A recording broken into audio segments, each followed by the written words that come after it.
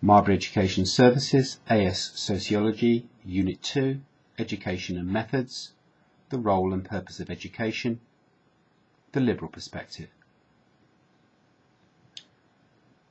The liberal perspective on education rarely gets the kind of attention that Marxist and functionalist approaches do. Yet it's very relevant to the British system because many of its principles were quite fashionable during the 1970s. In those days, it was referred to as progressive by those who supported it and as trendy teaching by those who opposed it. Progressive means that it broke the mould. It was different, new, fresh, and experimental. Whereas the word trendy just meant that it was a fad, a passing fashion, which had little in the way of substance to it. The two most well-known supporters of the liberal approach were John Dewey, 1916, and Ivan Illich, 1971. John Dewey wrote Democracy and Education in 1916, and this was a very radical book in that it sought to challenge traditional views that saw control and discipline as a very essential part of any successful education system. You could say that for Dewey, children just needed the right supportive conditions to grow and flourish and little more. He saw teachers as too controlling and learning tables and spellings off by heart, what we call learning by rote, did nothing for the child's development, and much of that knowledge soon became out of date anyway. They should learn to be independent young people through their own autonomous development. In short, they should be far freer to develop their people skills, as these are the skills they need when they're older, and they certainly wouldn't learn any of those by simply obeying and carrying out repetitive exercises. Perhaps the title of his book, Democracy and Education, tells us much about his ideas. Democracy is about the meaningful participation of the many, that you all have an equal voice, a real say over how things work. There are few students who'd say any classroom is run like a democracy, where the students and the teacher have an equal say about how, when, and if teaching and learning takes place.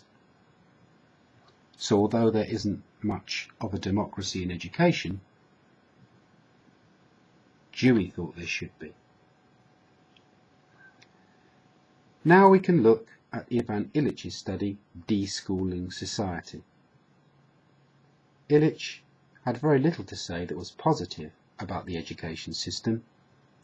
He talked about the jug and mug principle, where students are viewed as the empty mugs and teachers were likened to the jugs, because they poured often useless knowledge into the mugs over the months and years. This slow process also helped to keep the teachers in a powerful position and the students in a dependent position. By keeping students dependent on teachers for the required knowledge to pass examinations, the students had to obey and generally conform in class. So education was a job creation scheme that benefited those who had successfully gone through the system, and it helped society to turn out young people who had been socialized to conform. So if this is the critique, how did he want to change things? Well, if Illich had it his way, this would have been bad news for professional teachers, as he wanted to get rid of them.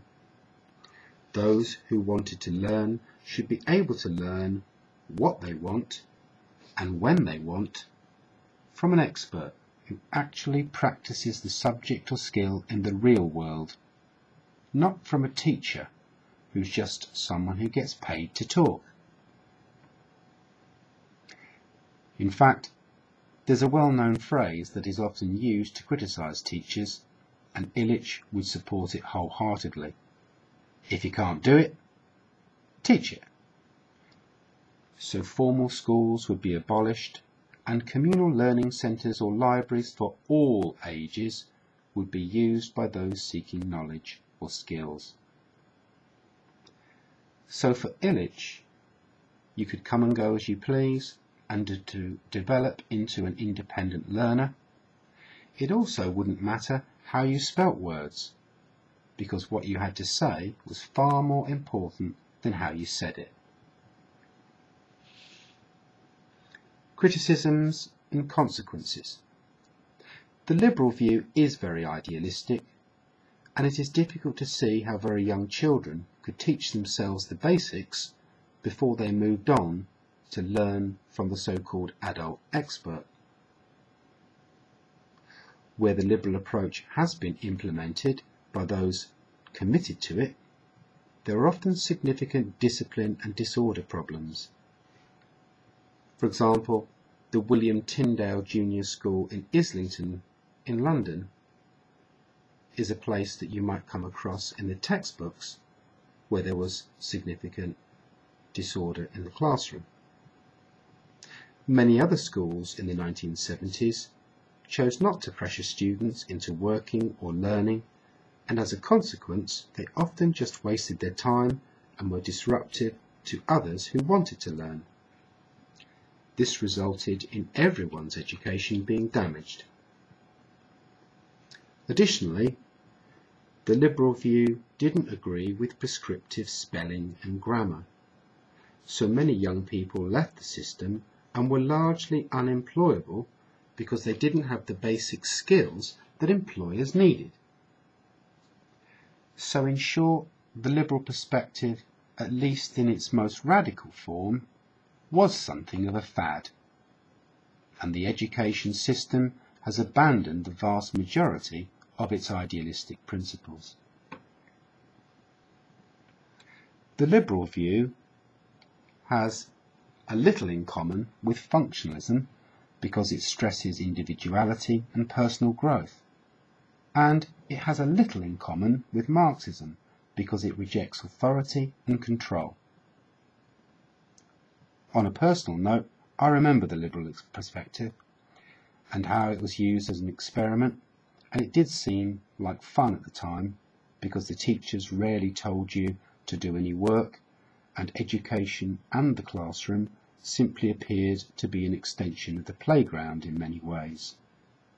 I would probably agree that it was an educational experiment, and teachers and the profession really didn't think about the long-term career needs of the children or the needs of employers.